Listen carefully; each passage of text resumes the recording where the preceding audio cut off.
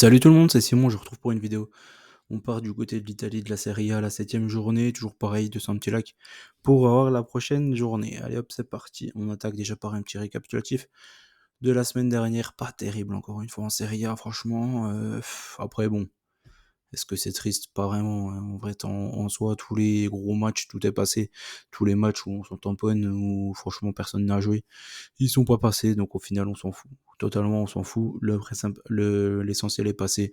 Le Milan, l'Inter, la Juve, la Roma et le Napoli, ils sont passés les 5.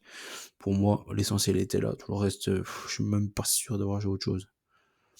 Bologna-Atalanta, j'ai pas joué. Torino-Lazio, j'ai pas joué. Empoli-Fio, j'ai pas joué. Pas en Cagliari, j'ai pas joué. Donc voilà, au final, je suis pas du tout perdu. Un centime à cause de la Serie A ce week-end.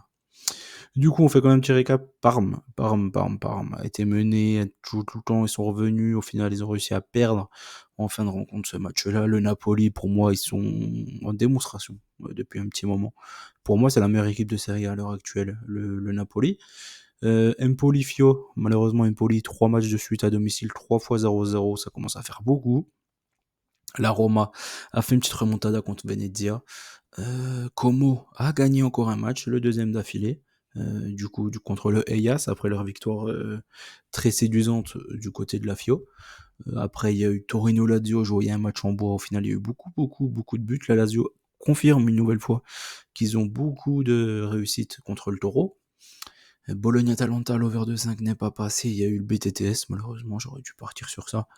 Enfin bref, voilà. La Juve, démonstration, je les avais même pris en simple. De toute façon, une belle cote comme ça, tu peux pas passer à côté. Le Genoa en ce moment, c'est un petit coup de moins bien. Un gros coup de moins bien. Quand tu veux faire confiance à Vitinha toute une saison, c'est pas possible.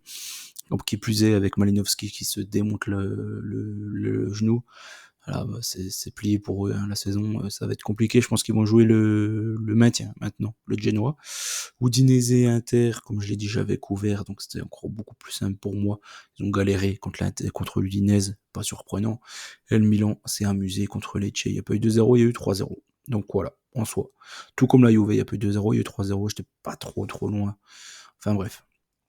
Toujours est-il que c'était comme ça pour le week-end passé, si ça pouvait être pareil pour ce week-end, les matchs en bois, ça passe pas, c'est très bien, les matchs bons, ça passe, c'est parfait. On commence Napoli contre Como. Como qui reste sur 2 victoires. Le Napoli qui pour moi, comme je l'ai dit, est la meilleure équipe en Serie A en ce moment. Je vais leur faire confiance aux Napolitains, même si Como a fait la sensation du côté de l'Atalanta. Je pense qu'ils ont tout à fait les moyens de finir par s'imposer contre cette équipe de Cesc Fabregas. Le Eyas ensuite contre Venezia. Venezia, ils ont enfin gagné un match. Le Hellas reste sur beaucoup de contre-performances, mais je me dis qu'à domicile, ils sont quasiment de l'obligation de choper ce match-là contre Venezia. Donc j'ai pris un avantage Hellas. Après, c'est un match en bois, c'est encore une fois. Ne jouez pas si vous voulez. Et ce sera peut-être mieux pour vous. Udinese contre Lecce, j'ai du mal à voir l'Udinese perdre à la maison. Je suis parti sur une petite victoire de Flotov et de sa bande, 1-0. L'Atalanta contre le Genoa, bon, il reste sur pas mal de contre-perfs, hein, je trouve, moi en Serie A. Je me dis que bon, ils vont pas perdre tous leurs matchs. Le Genoa, pareil. En ce moment, ils perdent tous leurs matchs. Ils peuvent pas perdre les deux. Les deux équipes ne peuvent pas perdre. Donc il y aura peut-être et certainement un vainqueur.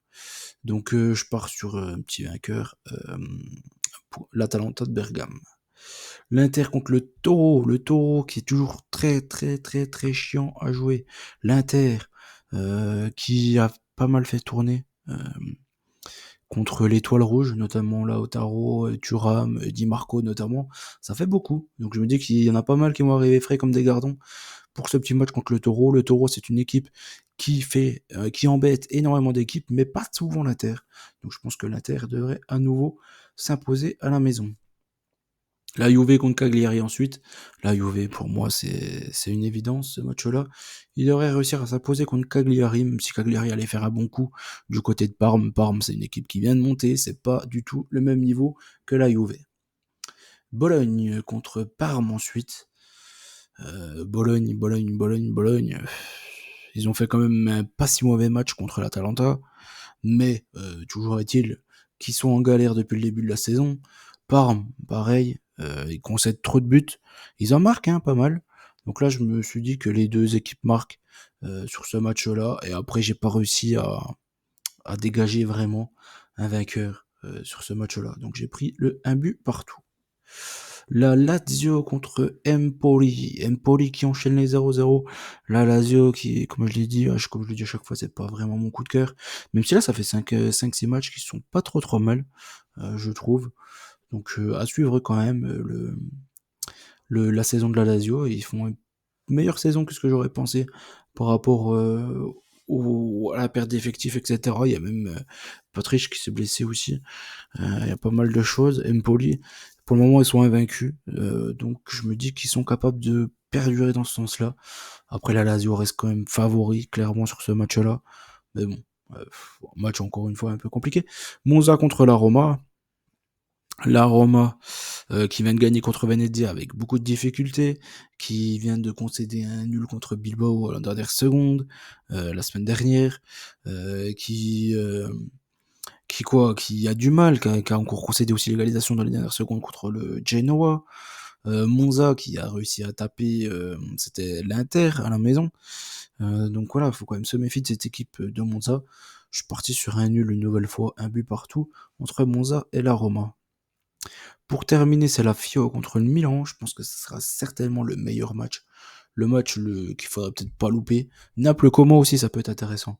Mais le deuxième, c'est clairement Fio contre le Milan. La Fio avec beaucoup de changements cet été. Nouveau coach, nouveaux joueurs, beaucoup de nouveaux joueurs. Super sympa à regarder jouer, même si bon, ils ont pas les résultats qu'on pouvait espérer en début de saison pour le moment. Je pense que ça peut rentrer à un moment donné. Après, t'as le Milan qui vient de faire une galère encore une fois du côté de Leverkusen, même s'ils auraient mérité, je pense, l'égalisation en fin de match. C'est eux qui ont pris l'ascendant en fin de match par rapport à Leverkusen. Leverkusen, ils auraient dû plier le match bien avant, par contre. Ça, c'est encore une autre histoire. Ben donc, du coup, ici, je pense que le Milan, ils ont une meilleure équipe quand même que la Fio, parce que la Fio, tout simplement, ça tourne pas encore assez bien. Mais il faudra voir sur le long terme. Ici, je me dis que maintenant, là, à l'instant T, je pense que le Milan est meilleur que la Fio.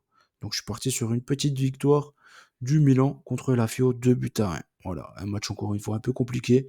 Je suis parti sur énormément de victoires à domicile au tout début, et après ça s'est nivelé un peu sur la fin avec des nuls, et on termine par une victoire à l'extérieur. Bon, et ça fait une seule victoire à l'extérieur en 10 matchs, c'est pas énorme, je pense qu'il y en aura au moins 2 minimum.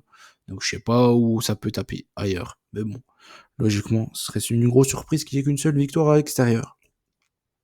J'espère que la vidéo vous a plu. Bien évidemment, n'oubliez pas qu'on gagne au pair ensemble. Mettez-moi ces petits likes. Je vous fais confiance et je vous dis à très vite pour de nouvelles aventures. Allez, ciao l'équipe, à plus.